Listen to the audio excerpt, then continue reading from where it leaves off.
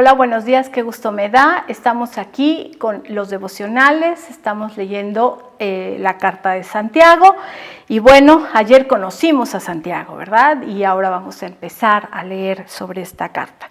Versículo 1, ¿no? Yo, Santiago, ayer conocimos a Santiago, si usted no nos escuchó, escúchenos, es interesantísimo saber quién es Él. Y empieza diciendo, esclavo de Dios y del Señor Jesucristo. Qué interesante, ¿no? Que siendo Él quien era hermano menor de nuestro Señor Jesús, se identifique como un esclavo de Dios y del Señor Jesucristo, ¿no? Esto es importante porque la gente en ese entonces sabía quién era. Sabía que aunque no era uno de los 12 apóstoles, lo reconocían como un pilar de la iglesia de Jerusalén y también lo estaban reconociendo como una autoridad, en el sentido de decir, lo conoció cara a cara, sabía quién era, pero él no viene aquí como diciendo, hey, yo soy Juan Camaney, ¿no? Es decir, yo soy un esclavo de Dios y de Jesucristo. Se coloca perfectamente como diciendo, yo soy igual a ustedes, ¿no? Y eso, bueno, a mí me puede encantar y de verdad uno puede decir de estos grandes hombres de Dios, de decir, no importa lo que seas, no importa lo que hayas vivido, Él reconoce perfectamente quién era en Jesús. Y saluda, dice, escribo esta carta y nos dice a quién la escribe, dice a las 12 tribus, los creyentes judíos que están dispersos por el mundo, reciban mis saludos.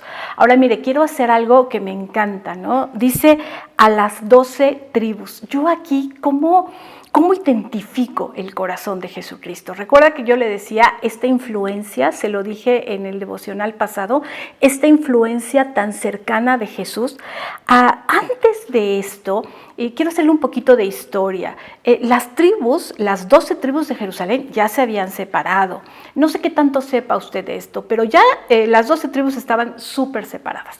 Ya había pasado este rollo del reino del norte, el reino del sur. La capital de un reino estaba en Jerusalén, la otra capital estaba en Samaria. Ya estaban súper divididos, ya estaban, cada quien había agarrado para su molino, ya habían tenido reyes diferentes, capitales diferentes, los habían conquistado naciones diferentes. Pero aquí viene Santiago y coloca algo bien importante, es volver a hablar a las 12 tribus.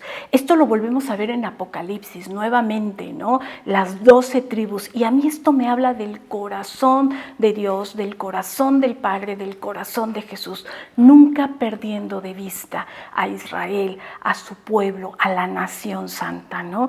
Y vuelve a decir a los creyentes judíos que están dispersos. ¿Por qué estaban dispersos? Pues porque habían creído y porque se había desatado una persecución impresionante a todos los que habían creído y a todos los que estaban confesando el nombre de Jesús. No estaba siendo nada, absolutamente nada fácil en ese entonces para la iglesia en Jerusalén confesar el nombre de Jesucristo. Se desató una persecución impresionante, ¿no? Los apóstoles habían tenido que salir, los que confesaban el nombre de Jesús. Mire, la historia nos lo dice, ¿no? Es un tema de verdad, que yo puedo decirle demasiado triste en la historia de la humanidad, lo que el pueblo de Dios vivió en ese momento. Nosotros podemos comparar la historia del pueblo de Dios en los primeros tiempos del cristianismo con lo que vivió el pueblo de Dios, Israel, en la Segunda Guerra Mundial. Fueron verdaderos genocidios. Confesar el nombre de Jesús en ese entonces era arriesgar la vida. Y era un tiempo tan complejo que la iglesia lo vivió. Pero sabe, eran hombres y mujeres valientes. Eran hombres y mujeres que sabían que creer en Jesús les podía costar la vida. A ellos y a sus hijos. Les costaba la vida, les costaba las pertenencias, les costaba todo. Sin embargo, se la jugaban por la fe que manifestaban en nuestro Señor Jesucristo.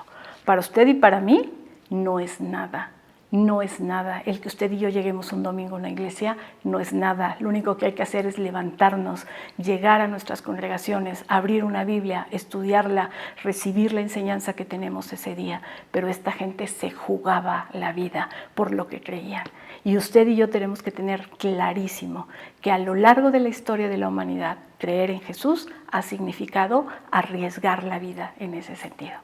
Vamos a seguir leyendo Santiago y más allá de lo que podamos aprender, recuerde, esta gente y esta carta está escrita para esas personas que en diferentes momentos de la historia de la humanidad estaban sufriendo verdadera persecución, estaban realmente arriesgando su vida por lo que creían.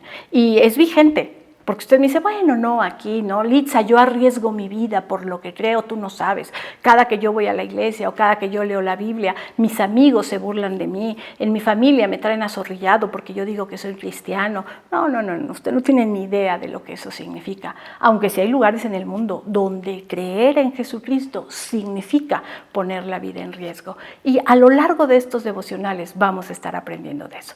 Pero, ¿me acompaña? Vamos a orar en este tiempo. Señor, gracias, Padre. Gracias, Señor, por la libertad que nosotros gozamos en este tiempo para poder aprender de tu palabra, para poder manifestar nuestra fe, Señor. Señor, gracias, Padre, porque en este tiempo nosotros podemos libremente, Señor, decir que creemos en ti, porque nosotros libremente, Señor, podemos coger una Biblia, podemos enseñárselas a nuestros hijos, Señor, podemos manifestar nuestra fe, Señor, y sin ningún temor, Señor, podemos libremente decir, soy cristiano, creo en Jesucristo, y es la fe que decido enseñarles a nuestros hijos, Señor. Gracias por este tiempo que vivimos. Gracias por la libertad que poseemos, Señor, para poder, Señor, con libertad, aún con gozo, Señor, creer en tu nombre y decirlo a los cuatro vientos, Padre. Sin embargo, hoy oramos por quienes no pueden hacer eso, Señor. Y te pedimos, Padre, que donde esas personas, esas familias estén, el poder de tu Espíritu les sostenga en medio de cualquier circunstancia, Padre. En el nombre de Jesús. Amén. Que Dios le bendiga. Nos vemos mañana.